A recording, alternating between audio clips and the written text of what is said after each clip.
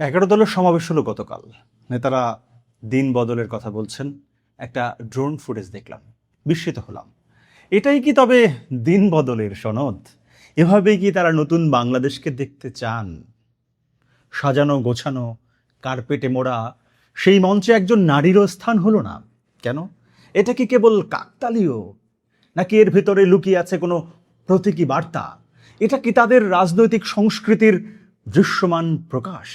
প্রতিবাদ, সমতা আর অন্তর্ভুক্তি কথা বলার বিপরীতে এই ছবিটি কি অন্য কোনো বাস্তবতার ইঙ্গিত দেয়? আমার মনে অনেক প্রশ্ন, অনেক শঙ্কা। আসুন এ বিষয়ে কথা বলি। আপনার মতামত জানাতে পারেন মন্তব্যের ঘরে। আজকের আলোচনায় আমি জামায়াতকে নিয়ে আসতে চাই না, তাদের রাজনীতি নিয়েও কথা বলতে চাই না। আমি কথা বলতে চাই এনসিপিকে নিয়ে। কারণ এই দলটিকে ঘিরে আমাদের প্রত্যাশা ছিল, মনে হয়েছিল বাংলাদেশের নতুন রাজনৈতিক স্বপ্নের একটি অংশ হয়তো তারা ধারণ করতে পারবে। তাই হতাশাও বোধহয় বেশি লাগছে। মঞ্চে এনসিপির তরুণ নেতাদের উপস্থিতি ছিল, কিন্তু সেখানে একজন নারীও কেন দৃশ্যমান ছিলেন না? কেন? এই প্রশ্নের উত্তর কে দেবে? আমাদের মনে আছে নির্বাচনের আগে জামায়াতের সঙ্গে জোট হওয়ার সিদ্ধান্তের পর সামনের সারির 6 জন নারী নেত্রী পদত্যাগ করেছিলেন। সেই ঘটনাও কি তাদের মনে কোনো বার্তা দেয়নি তখন? এবার সামান্তা শারমিন ওই ছবিটাই পোস্ট করে লিখেছেন, visual representation of first class and second class citizen of NCP. সঙ্গে যোগ করলেন ব্যাটাগিরি মুর্দাবাদ। এত কিছুর পরেও কি অস্বস্তি তৈরি হচ্ছে না তাদের? তরুণদের দল হিসেবে পরিচিত একটা সংগঠনের ভিতরে এমন প্রশ্ন কেন উঠছে? পচনটা তাহলে কোথায়? সাবেক এক শিবির নেতা এখন এনসিপির গুরুত্বপূর্ণ মুখ হয়ে উঠেছে। তার বক্তব্য শুনলে অনেকেরই এখন মনে হয় এনসিপি নিজেকে একটি উদারপন্থী রাজনৈতিক শক্তি হিসাবে প্রতিষ্ঠা করতে চেয়েছিল, আর এখন তারা চলে যাচ্ছে উগ্র ডানপন্থায়। প্রশ্ন হলো, এই প্রবণতা কি ব্যতিক্রম, নাকি দলটির ভিতরেই ক্রমশ শক্তিশালী হয়ে ওঠা একটি ধারা? যদি নাহিদ ইসলামের সামনেই নারীদের প্রান্তিক করার অভিযোগ ওঠে, তাহলে সমস্যাটা কোথায় সেটা বুঝতে খুব বেশি কষ্ট হবার কথা নয়।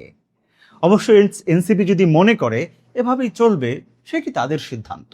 কিন্তু বাংলাদেশে তরুণদের বৃহত্তম সমর্থন চাইলে এই প্রশ্নগুলো কোনোভাবেই এড়িয়ে যাওয়া ঠিক হবে না। এবার আসি আরেকটি প্রশ্নে, জামায়াতের সঙ্গে ঘনিষ্ঠতাই কি এনসিপির এই সংকটের কারণ? আমার পর্যবেক্ষণ বলছে অনেকাংশেই তাই।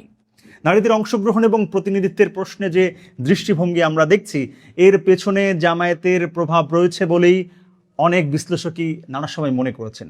যতদিন এনসিপি জামাতের ছায়ায় থাকবে, ততদিন এই ধারা থেকে তারা বেরিয়ে আসতে পারবে না বলেই মনে করছেন অনেকে। নির্বাচনী জোট এক বিষয়, কিন্তু সেই সম্পর্ক কি এখনো রাজনৈতিক প্রয়োজনের বাইরে গিয়ে পরিচয়ের অংশ হয়ে যাচ্ছে না? যদি জামাতকে সম্পূর্ণ গ্রহণযোগ্য মনে হয়, তাহলে তারা আলাদা পরিচয়ের প্রয়োজন কি আছে? আর যদি আলাদা পরিচয় ধরে রাখতেই হয়, তাহলে সেই দূরত্ব দৃশ্যমান হওয়া উচিত নয় কি? আমার মনে হয় জামাতের কাছ থেকে এনসিপির পাওয়ার আসলে এখন আর কিছুই নাই, কিন্তু হারাবার ঝুঁকি কিন্তু অনেক। সামনে গণভোটের রায় বাস্তবায়ন, বিচার প্রক্রিয়া এবং আরও নানা রাজনৈতিক চ্যালেঞ্জ আসবে। তখন এনসিপি কি নিজস্ব রাজনৈতিক শক্তি দিয়ে দাঁড়াতে পারবে না, নাকি অন্য কারো উপর নির্ভরশীল থেকেই যাবে তারা? একটি রাজনৈতিক দলের ভবিষ্যৎ নির্ধারিত হয় তার নিজস্ব অবস্থান, নিজস্ব দর্শন এবং নিজস্ব সাহস দিয়ে। সেই জায়গায় এনসিপিকে এখনও অনেক পথ পাড়িয়ে দিতে হবে। জামায়াত এবং এনসিপির মধ্যে দূরত্ব কি তৈরি হতে পারে? সেই প্রশ্ন আছে অনেকের মনে, আমার মনেও আছে। হ্যাঁ, অপেক্ষা আমরা করি। সিটি নির্বাচনগুলোর যখন শুরু হবে, তখন টানাপোড়েন হবার সম্ভাবনাই আছে, আশঙ্কাই আছে। রাজনৈতিক প্রতিযোগিতা শুরু হলে তখন কিন্তু অনেক কিছু বদলে যেতে পারে। এই মুহূর্তে এনসিপির কাছে আমার খুব বেশি কিছু চাওয়ার নেই। যেদিন তারা সত্যিকার অর্থেই নিজেদের পথে হাঁটতে পারবে, সেদিন হয়তো তাদের কাছে আমাদের স্বপ্নের বাংলাদেশ নিয়ে কথা বলা যাবে। তখন বলা যাবে, দেখো এটাকে কিভাবে আরও ভালো করা যায়। এখন নয়। এখন তাদের আগের নিজেদের পরিচয় স্পষ্ট করতেই হবে। আগামীর বাংলাদেশের জন্য এটা খুবই জরুরি। সবাই ভালো থাকুন, সুস্থ থাকুন, আর থাকুন নিউজ হাবের সঙ্গে।